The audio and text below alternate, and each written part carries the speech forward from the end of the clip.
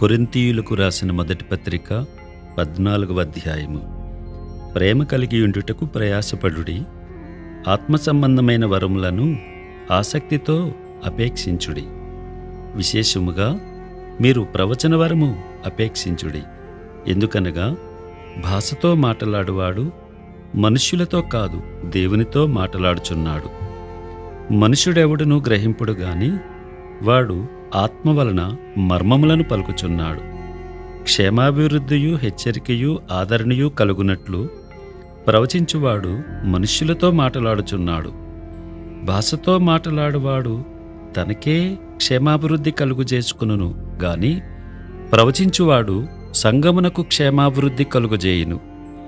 మీరందరూ భాషలతో మాటలాడవలనని కోరుచున్నాను గాని మీరు ప్రవచింపవలనని మరి విశేషముగా కోరుచున్నాను. సంఘము క్షేమాభివృద్ధి పొందు నిమిత్తము భాషలతో మాటలాడువాడు అర్థము చెప్పితేనే గాని వానికంటే ప్రవచించువాడే శ్రేష్ఠుడు. సహోదరులారా, ఆలోచించుడి. భాషలతో మాటలాడుచు నేను మీ యొద్దకు వచ్చి సత్యమును బయలుపరచవలనని అయినను, జ్ఞానోపదేశము చేయవలనని అయినను, ప్రవచింపవలనని అయినను, బోధింపవలనని అయినను మీతో మాటలాడకపోయిన ఎడల నా వలన మీకు ప్రయోజనమేమి? పిల్లను గ్రోవి గాని వీణె గాని నిర్జీవ వస్తువులు నాదమిచ్చునప్పుడు స్వరములలో భేదము కలుగజేయని ఎడల ఊదినిదేదో మీటినదేదో ఎలాగూ తెలియను. మరియు బూర స్పష్టము కాని ధ్వని ఇచ్చున్నప్పుడు యుద్ధమునకెవడు సిద్ధపడును? అలాగే మీరు స్పష్టమైన మాటలు నాలుకతో పలికితేనే గాని పలికినది ఎలాగూ తెలియను. మీరు గాలితో మాటలాడుచున్నట్టుందురు. లోకమందు ఎన్నో విధములకు భాషలున్నను వాటిలో ఒకటైనను స్పష్టము కానిదై ఉండదు. మాటల అర్థము నాకు తెలియకుండిన ఎడల మాటలాడువానికి నేను పరదేశినిగా ఉందును, మాటలాడువాడు నాకు పరదేశిగా ఉండును. మీరు ఆత్మ సంబంధమైన వరముల విషయమై ఆసక్తి గలవారు గనుక సంగమునకు క్షేమాభివృద్ధి కలుగు నిమిత్తము అవి మీకు విస్తరించున్నట్లు ప్రయత్నం చేయుడి. భాషతో మాటలాడువాడు అర్థము చెప్పు శక్తి కలుగుటకై ప్రార్థన చేయవలెను. నేను భాషతో ప్రార్థన చేసిన ఎడల నా ఆత్మ ప్రార్థన చేయును గాని నా మనస్సు ఫలవంతముగా ఉండదు. కాబట్టి ఆత్మతో ప్రార్థన చేతును, మనస్సుతోనూ ప్రార్థన చేతును. ఆత్మతో పాడుదును, మనస్సుతోనూ పాడుదును. లేని ఎడల నీవు ఆత్మతో స్తోత్రము చేసినప్పుడు ఉపదేశము పొందనివాడు నీవు చెప్పుదానిని గ్రహింపలేడు గనుక నీవు కృతజ్ఞతాస్తుతులు చెల్లించినప్పుడు ఆమేన్ అని వాడెలాగూ పలుకును. నీవైతే బాగుగానే కృతజ్ఞతాస్తుతులు చెల్లించుచున్నావు గాని ఎదుటివాడు క్షేమాభివృద్ధి పొందడు. నేను మీ అందరికంటే ఎక్కువగా భాషలతో మాట్లాడుచున్నాను, అందుకు దేవుని స్తుతించెదను. అయినను సంఘములో భాషతో 10,000 మాటలు పలుకుట కంటే ఇతరులకు బోధ కలుగునట్లు నా మనస్సుతో 5 మాటలు పలుకుట మేలు. సహోదరులారా, మీరు బుద్ధి విషయమై పసిపిల్లలు కాక దుష్టత్వం విషయమై శిశువులుగా ఉండుడి. బుద్ధి విషయమై పెద్దవారలై ఉండుడి. అన్య భాషలు మాట్లాడు జనుల ద్వారాను పరజనుల పెదవుల ద్వారాను ఈ జనులతో మాట్లాడుదును, అప్పటికైనను వారు నా మాట వినకపోదురు అని ప్రభువు చెప్పుచున్నాడని ధర్మశాస్త్రములో వ్రాయబడి ఉన్నది. కాబట్టి భాషలు విశ్వాసులకు కాదు, అవిశ్వాసులకే సూచకమై ఉన్నవి. ప్రవచించుట అవిశ్వాసులకు కాదు, విశ్వాసులకే సూచకమై ఉన్నది. సంగమంతయు ఏకముగా కూడి అందరూ భాషలతో మాట్లాడుచుండగా ఉపదేశము పొందని వారైనను అవిశ్వాసులైనను లోపలికి వచ్చిన ఎడల మీరు వెర్రిమాటలాడుచున్నారని అనుకొందురు కదా. అయితే అందరూ ప్రవచించుచుండగా అవిశ్వాసి అయినను ఉపదేశము పొందనివాడైనను లోపలికి వచ్చిన ఎడల అందరి బోధ వలన తాను పాపినని గ్రహించి అందరి వలన విమర్శింపబడును. అప్పుడతని హృదయ రహస్యములు బయలుపడును. ఇందువలన దేవుడు నిజముగా మీలో ఉన్నాడని ప్రచురము చేయుచు అతడు సాగిలిపడి దేవునికి నమస్కారము చేయును.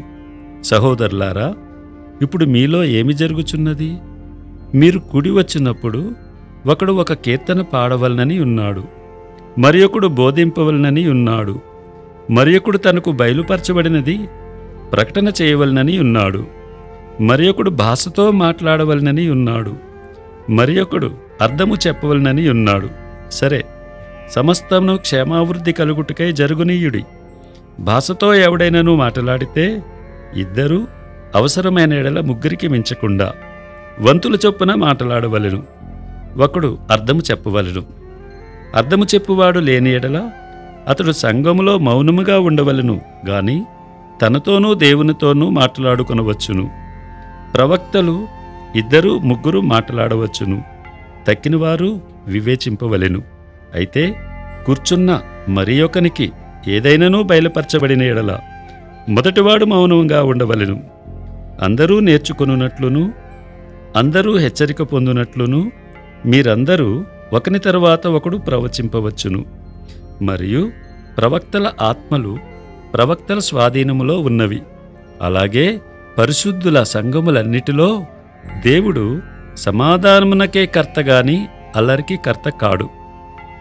స్త్రీలు సంఘములలో మౌనముగా ఉండవలెను. వారు లోబడి ఉండవలసినదే గాని మాట్లాడుటకు వారికి సెలవు లేదు. ఇలాగు ధర్మశాస్త్రమును చెప్పుచున్నది. వారు ఏమైనను నేర్చుకున గోరినేడలా ఇంట తమ తమ భర్తల నడుగవలెను. సంఘములో స్త్రీ మాటలాడుట అవమానము.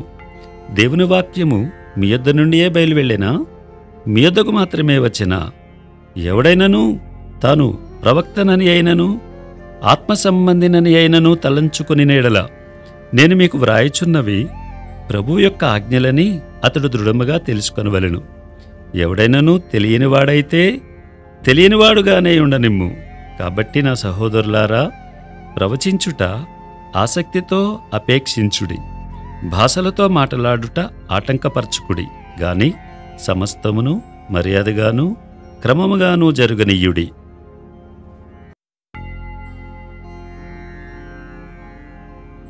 కొరింథీయులకు వ్రాసిన మొదటి పత్రిక 15వ అధ్యాయము.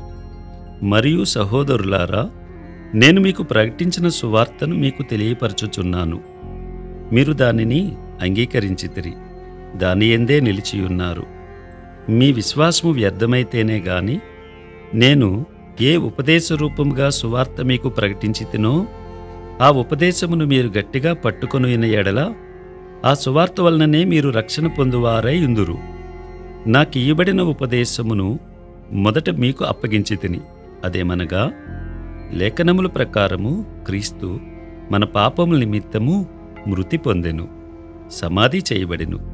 లేఖనముల ప్రకారము 3వ దినమున లేపబడెను. ఆయన కేఫాకును తరువాత 12 కనబడెను.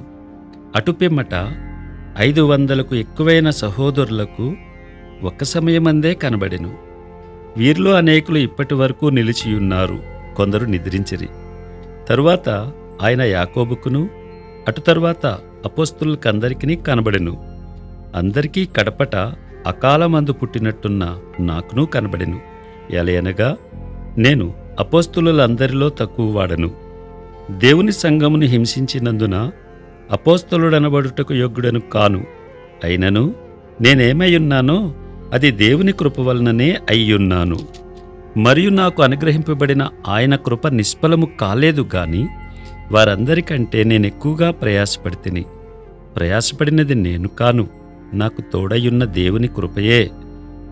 నేనైననేమి వారైననేమి అలాగుననే మేము ప్రకటించుచున్నాము, అలాగుననే మీరును విశ్వసించితిరి. క్రీస్తు మృతుల్లో నుండి లేపబడి ఉన్నాడని ప్రకటింపబడుచుండగా మీలో కొందరు మృతుల పునరుత్థానము లేదని ఎట్లు చెప్పుచున్నారు.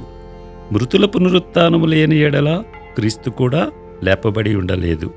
మరియు క్రీస్తు లేపబడి ఉండని ఎడల మేము చేయు ప్రకటన వ్యర్థమే, మీ విశ్వాసమును వ్యర్థమే. దేవుడు క్రీస్తును లేపెనని ఆయనను గూర్చి మేము సాక్ష్యము చెప్పియున్నాము గదా. మృతులు లేపబడని ఎడల దేవుడు ఆయనను లేపలేదు గనుక మేమును దేవుని విషయమై అబద్ధపు సాక్షులముగా అగపడుచున్నాము. మృతులు లేపబడని ఎడల క్రీస్తు కూడా లేపబడలేదు. క్రీస్తు లేపబడిన ఎడల మీ విశ్వాసం వ్యర్థమే, మీరింకనూ మీ పాపంలోనే ఉన్నారు. అంతేకాదు, క్రీస్తునందు నిద్రించిన వారును నశించిరి. ఈ జీవితకాలము మట్టుకే మనము క్రీస్తునందు నిరీక్షించువారమైన ఎడల మనుష్యులందరికంటే దౌర్భాగ్యులమై యుందుము. ఇప్పుడైతే నిద్రించిన వారిలో ప్రథమ ఫలముగా క్రీస్తు మృతుల్లో నుండి లేపబడి ఉన్నాడు. మనుషుని ద్వారా మరణము వచ్చెను గనుక మనుషుని ద్వారానే మృతుల పునరుత్థానమును కలిగెను. ఆదామునందు అందరూ ఎలాగూ మృతి పొందుచున్నారో అలాగుననే క్రీస్తునందు అందరూ బ్రతికింపబడుదురు. ప్రతివాడును తన తన వరుసలోనే బ్రతికింపబడును. ప్రథమఫలము క్రీస్తు, తరువాత క్రీస్తు వచ్చినప్పుడు ఆయన వారు బ్రతికింపబడుదురు. అటు తరువాత ఆయన సమస్తమైన ఆధిపత్యమును సమస్తమైన అధికారమును బలమును కొట్టివేసి తన తండ్రి అయిన దేవునికి రాజ్యము అప్పగించును.